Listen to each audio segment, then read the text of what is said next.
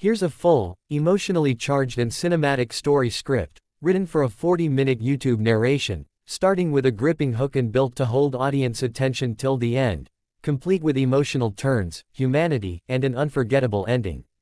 22 doctors couldn't save a 4-star female general, then a single dad janitor spotted what they missed. Who would have thought that the man mopping the hospital floor would end up saving the most powerful woman in the US military? If you're watching this right now, don't scroll away, because by the end of this story, you'll understand why heroes sometimes wear the simplest uniforms. And if this story touches your heart even a little, make sure you hit that like button and subscribe, because we tell true, soul-shaking stories that remind the world what real humanity looks like. The story begins in a high-security military hospital in Virginia, a place where only the highest-ranked officers were treated. 4-star General Amelia Rhodes had been airlifted there after collapsing during a press briefing at the Pentagon. She was one of the most decorated officers in the country, a battle-tested commander who had led troops in 3 wars and never once backed down from an enemy. But now, she was lying still, pale, weak, her breathing shallow. 22 of the best doctors in the nation surrounded her. Cardiologists, neurologists, infectious disease experts, all running tests, shouting orders, flipping through charts. They couldn't figure it out. Her vitals were dropping, and no scan showed why. Every second mattered, but every answer seemed wrong. Outside her room stood a quiet man, Ethan Cole, a single dad in his late 30s, wearing a faded blue janitor uniform. His shift started at 6 a.m., cleaning corridors and emptying bins, but Ethan never treated his job lightly. He'd once been a medical technician before life crushed his dreams. His wife had died of cancer, and between raising his little daughter, Lily, and paying bills, Ethan had taken whatever work he could find. That morning, something felt different. The usually calm hospital halls buzzed with tension. Doctors rushed past him, whispering, "It's General Rhodes," like the whole world might collapse if she didn't make it. Ethan didn't know her personally, but he had seen her photo years ago, the fearless commander who once led the evacuation of wounded soldiers under fire. His late wife had called her a lion in uniform. Hours passed. The doctors were still lost.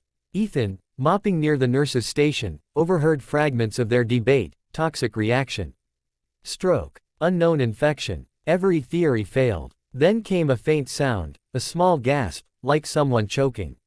Ethan turned and saw a nurse rush into the general's room. Machines beeped. Panic followed. Through the window, Ethan saw the general's lips turning blue. Nurses scrambled, one doctor shouting for adrenaline.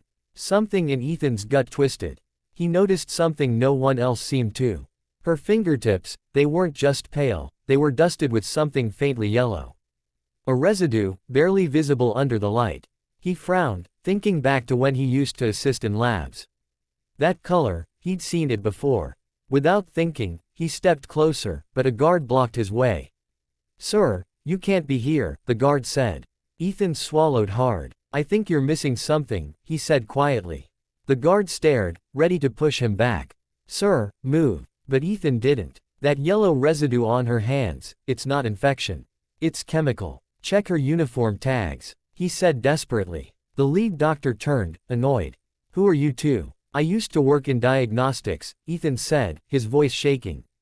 "Please, look under her fingernails. If that's sulfur residue, it means exposure to thiazole. It shuts down oxygen transport. Regular blood work won't catch it." The doctor froze for a second, then grabbed a light and checked. The residue glowed faintly. Everyone stared. "How the hell did we miss this?" A nurse whispered. Ethan explained, "Years ago, thiazole was used in old military labs. One drop could cause respiratory failure that mimicked cardiac arrest. If she'd been near any old facility, she could have been poisoned through contact, maybe her jacket, her desk, even her medals."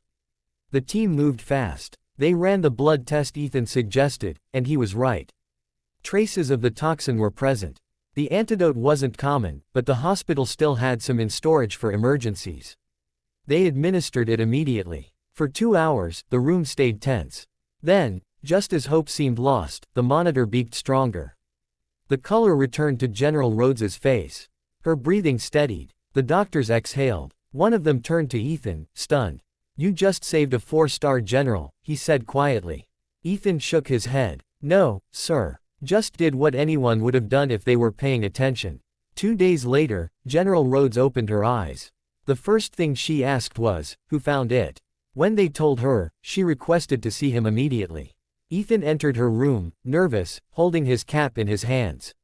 She was sitting up now, weak but fierce-eyed. She studied him for a long moment, then said, "You're the janitor."